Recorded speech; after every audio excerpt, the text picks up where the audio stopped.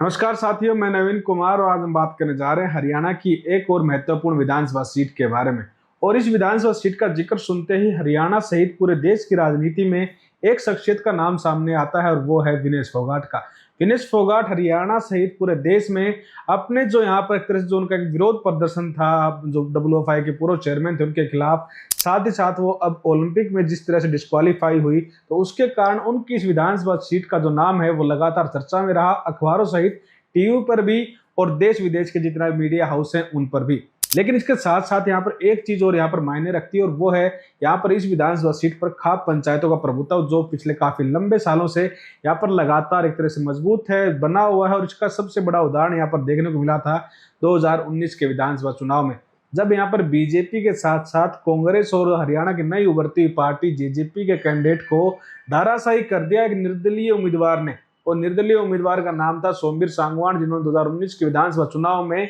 यहाँ पर सहानुभूति हासिल हुई खाप पंचायतों की। और खाप पंचायतों में अगर बात करें तो तरखी दादरी विधानसभा सीट पर फोगाट खाप और यहाँ पर जो सांगवान खाप है उनका प्रभुत्व है। और वो हरियाणा की इस विधानसभा सीट के साथ साथ हरियाणा की अन्य विधानसभा सीटों पर भी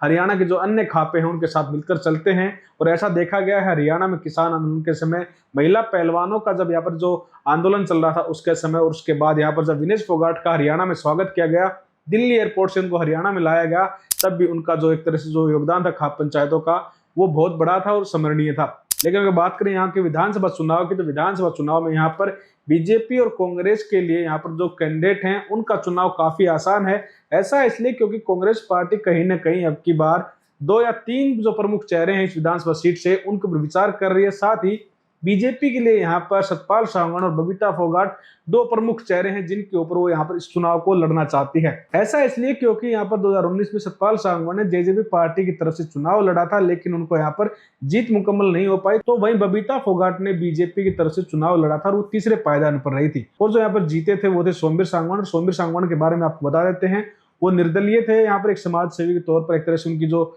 छवि थी, और उसी के चलते यहाँ पर खाप पंचायत उनका समर्थन किया। लेकिन अब वर्तमान समय में उन्होंने लोकसभा चुनाव के नजदीक आते यहाँ पर जो बीजेपी पार्टी को समर्थन दे रखा था हरियाणा में, वो उसको समर्थन को वापस लिया। उसके बाद वो कांग्रेस में शामिल हो गए। कांग्रेस में शामिल होने के साथ साथ वो लगातार यहाँ पर कांग्रेस पार्टी के जितने भी एक तरह से जो काम होते हैं, जो रैलियां होती हैं, उसमें भूपेंद्र सिंह हुड्डा के साथ नजर आते हैं। और संभावना जताई जा रही है इस बार भी कि यहाँ पर Congress party sitting MLA Somvir Sangwan पर दाव खेल सकती है, उनको फिर से टिकट दे सकती है। लेकिन उनका जो वोट बैंक है वो कितना उनसे यहाँ पर खुश है और उनके जो विकास कार्य हैं उनसे यहाँ की कितनी जनता प्रभावित है, ये तो चुनाव के परिणाम बताएंगे। लेकिन मौजूदा दौर में तरखी दादरी की विधानसभा सीट से कांग्रेस मजबूत है। और कांग्रेस मजबूत होने का एक कारण है कि यहाँ पर लोकसभा चुनाव के दौरान बीजेपी के प्रत्याशी चौधरी धर्मवीर सिंह को बड़ी बढ़त नहीं मिल पाई। और जो शहरी इलाका है तरखी दादरी का, यहाँ पर कांग्रेस पार्टी की तरफ से रावदान सिंह ने अच्छे खासे वोट लिए थे। साथ ही आपको यहाँ पर 2019 के विधानसभा चुनाव के समीकरण भी आपको बताते चलते हैं ताकि आप आंकड़ों से भी अवगत रहें। अगर हम बात करें यहाँ पर सोमवीर सांगवान की, तो सोमवीर सांगवान को यहाँ पर 34% वोट जो फीसदी था वो हासिल हुआ, जिसके अंतर्गत उनको 43,849 वोट प्राप्त हुए। वहीं यहाँ पर जेजेपी पार्टी की तरफ से सतपाल सांगवान जी यहाँ पर मैदान में थे, उनको 23 पॉइंट समथिंग के आसपास यहाँ पर वोट शेयर मिला, यानी कि उनको 29,577 वोट मिले थे। वही बबीता फोगाट जो फोगाट फैमिली से ही आती हैं और विनेश फोगाट की चचेरी बहन है, उन्होंने भी यहाँ पर चुनाव लड़ा था,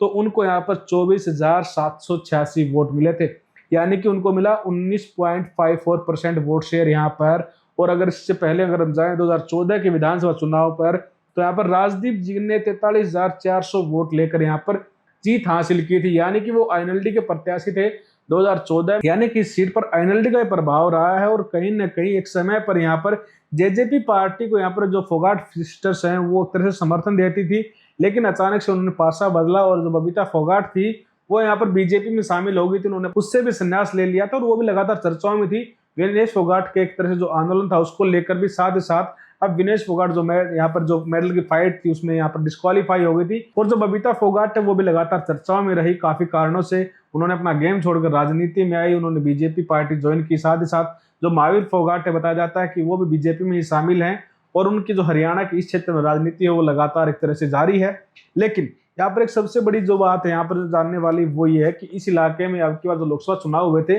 वहां पर जो परिणाम थे उसके अतिरिक्त यहाँ पर कांग्रेस पार्टी के लिए एक चुनौती हो सकती है, और वो ये है कि यहाँ पर जो उम्मीदवार हैं, हालांकि यहाँ पर वो कांग्रेस पार्टी 3 या 4 प्रमुख चेहरों पर ही एक तरह से जो नतीजे हैं आखिर के अपनी सीट की जो घोषणा की यहाँ से किसको टिकट दिया जाएगा वो करेगी, लेकिन यहाँ पर उम्मीदवारों की जो इच्छाएं थी वो काफी संख्या में है यहाँ पर, तो उनको कन्विंस करना कांग्रेस पार्टी के लिए कहीं ना कहीं बड़ी चुनौती रहेगा। अगर वो छिटकते हैं तो कांग्रेस पार्टी को यहाँ पर नुकसान हो सकता है, लेकिन यहाँ पर बीजेपी के लिए फायदा ये रहेगा कि अगर वो सतपाल सांगवान जी को यहाँ से अगर कैंडिडेट बनाते हैं तो वो यहाँ पर बड़े नेता रह चुके हैं, साथ ही साथ उनका जो कोर वोटर है वो भी यहाँ पर अभी भी है, तो उनको ये बड़ा फायदा मिल सकता है। लेकिन आप कमेंट सेक्शन में जरूर बताइएगा कि आपको क्या लगता है चरखी दादरी विधानसभा सीट से सतपाल सांगवान जी या फिर बबीता फोगाट में से बीजेपी किसे कैंडिडेट बनाएगी, और साथ ही साथ कांग्रेस की तरफ से क्या सौमीर सांगवान जी को यहाँ पर फिर से टिकट देकर फिर से यहाँ पर उम्मीदवार के तौर पर उतारा जाएगा। धन्यवाद।